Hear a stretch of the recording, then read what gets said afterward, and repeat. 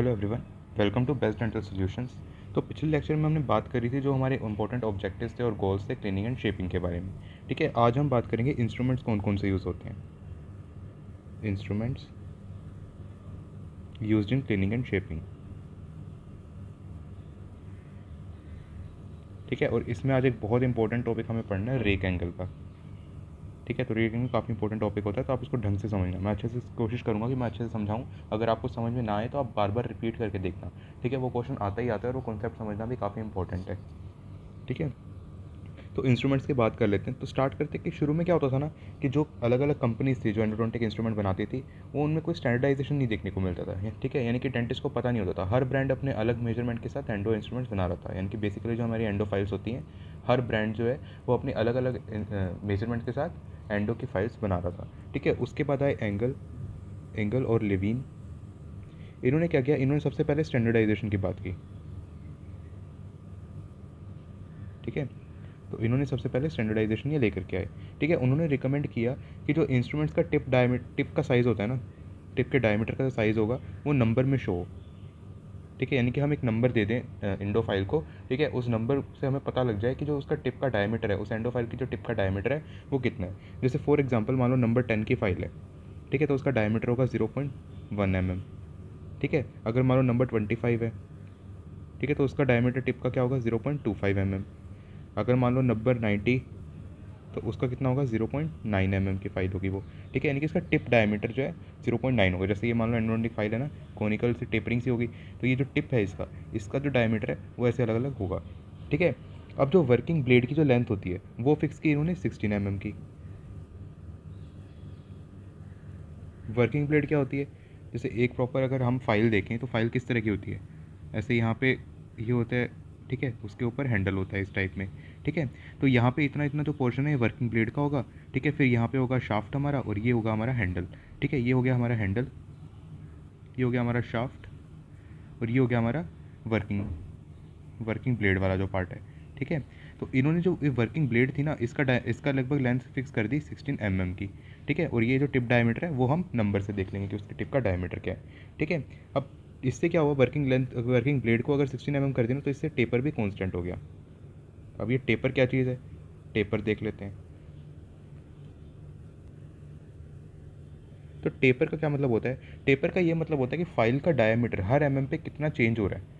ठीक है, जैसे मान लो यहाँ पे टिप डायमीटर अगर मान लो हमने नंबर 10 की फाइल ली तो उसका डायमीटर कितना होगा, 0.1 mm होगा यहाँ पे टिप पे। ठीक है, अब हर जैसे जैसे हम ऊपर जाएंगे, 1 mm ऊपर गए, 2 mm ऊपर गए, तो उसमें डायमीटर, ये जो डायमीटर है कितना चेंज हो रहा है उसको हम बोलते हैं taper.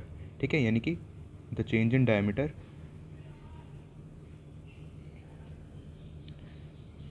In every 1 mm of working blade.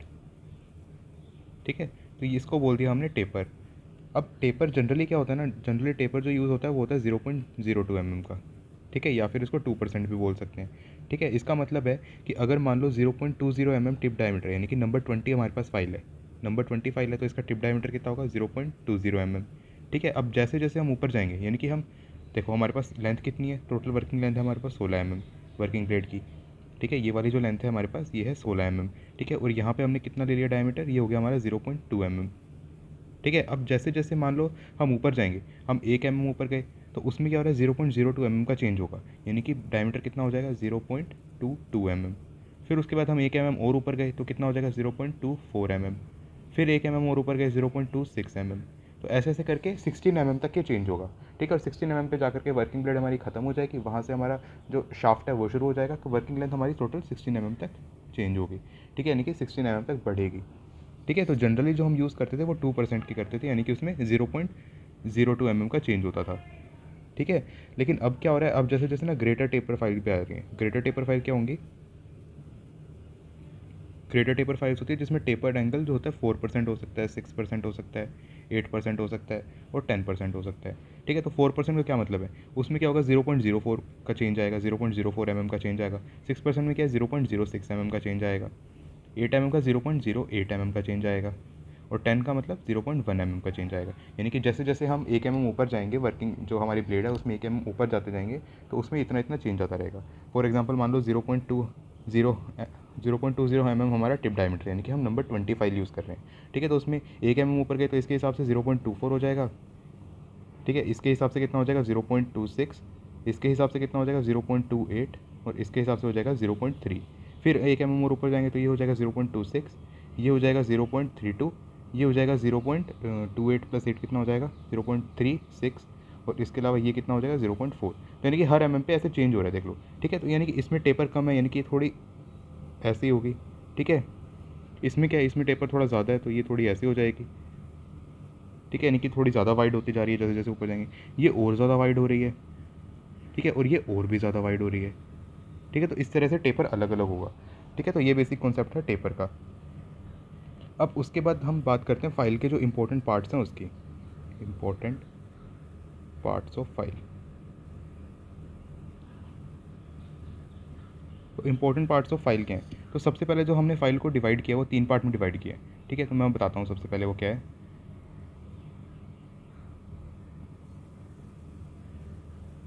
तो ये बेसिकली 3 पार्ट में हमने फाइल को डिवाइड किया है। एक तो है हमारा वर्किंग पार्ट। ठीक है, ये वर्किंग पार्ट हो गया हमारा, ये वाला जो पार्ट है। ठीक है, ये एक हमारी टिप हो गई, उसके बाद ये वर्किंग पार्ट आ गया। वर्किंग पार्ट के बाद क्या हमारा शाफ्ट है। ठीक है, जो मैंने शाफ्ट की बात कर रहा था। ठीक है, और उसके बाद हमारा क्या होगा, यहाँ पे हैंडल होगा। जैसे हैंडल हो गया, यहाँ पर शाफ्ट हो गया, और यहाँ पे वर्किंग पार्ट हो गया, वर्किंग पार्ट और टिप हो गई।